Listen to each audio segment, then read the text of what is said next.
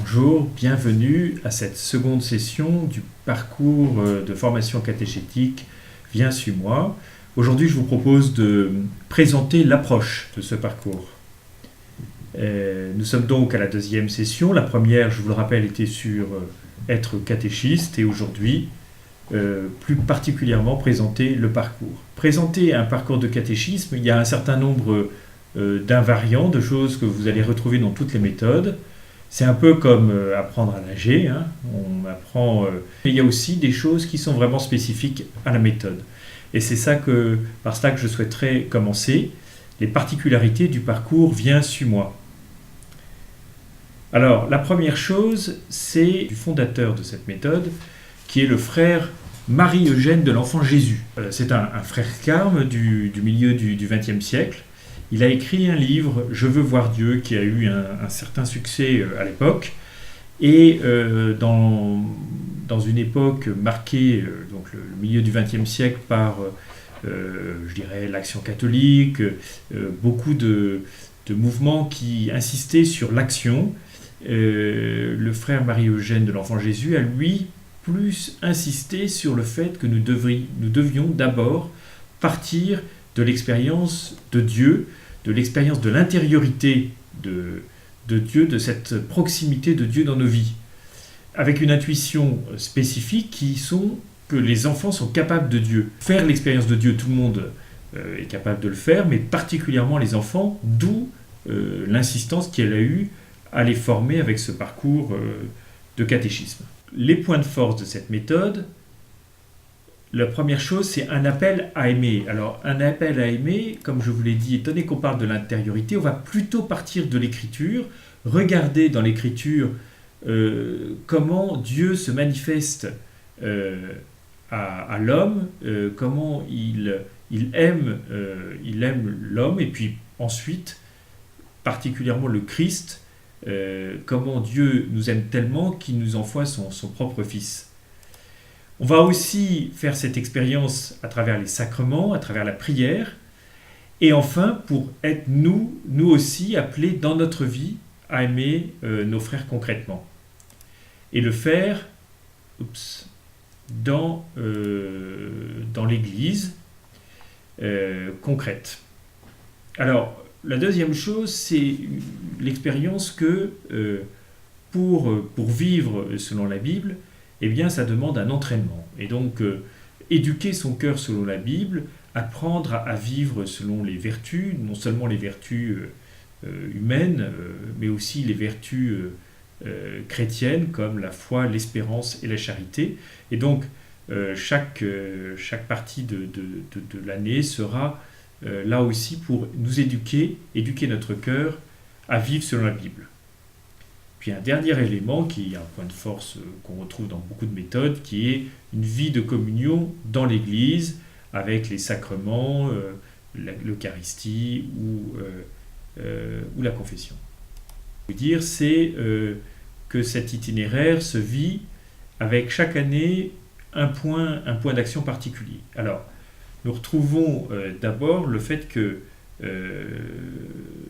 ce parcours s'adresse déjà aux 4-7 ans avec l'éveil à la foi qui est un temps privilégié à l'ouverture de Dieu. Cette intériorité, cette rencontre de Dieu peut se vivre avant d'avoir, je dirais, l'âge de raison. Et donc il y a un parcours éveil à la foi assez important. Ensuite, la première année, 7-8 ans, vivez en enfant de lumière. L'idée, c'est de commencer à s'éduquer à l'intelligence de la foi et aussi particulièrement à vivre le sacrement de réconciliation. La deuxième année, classiquement, est un chemin vers le sacrement de l'Eucharistie et comme je vous l'ai dit, étant donné que c'est un parcours qui insiste sur le fait de vivre, d'éduquer son cœur à aimer Dieu, eh bien, on va particulièrement dans ce parcours insister sur la volonté. Puis, l'année suivante, troisième année, tu as les paroles de la vie éternelle, l'éducation de la mémoire, de l'espérance et une initiation à la liturgie. Et enfin, 10-11 ans, quatrième année, laissons-nous conduire par l'Esprit une éducation à la liberté, au don, au service de la vie nouvelle dans le Christ. Alors ce parcours, de façon assez classique, va vivre selon les temps de la liturgie, donc de septembre jusqu'à décembre, accueillir l'amour de Dieu, puis de décembre, l'Avent, Noël et le Carême, communion avec le Christ, et enfin le troisième temps, à partir de Pâques jusqu'à la fin de l'année, Esprit Saint, sacrement et Église. Alors comment se passe le déroulement d'une séance?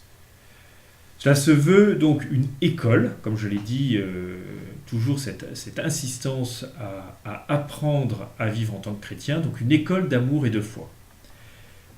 D'abord un accueil où on essaiera de repérer, de vivre comme une petite communauté chrétienne et à essayer de repérer les semences d'amour, de vie à travers cet accueil. Ça veut dire pratiquement accueillir avec le sourire, être patient, voilà, c'est cet accueil, et puis si quelqu'un dit un mot gentil, de le souligner. Puis ensuite, l'ouverture du cœur, à travers un rituel qu'on essaiera de garder toute l'année, le silence, appeler l'Esprit Saint, et avec une coloration qui dépendra du thème de l'année. Puis, et là c'est particulièrement spécifique à cette méthode, l'écoute attentive et le partage de la parole.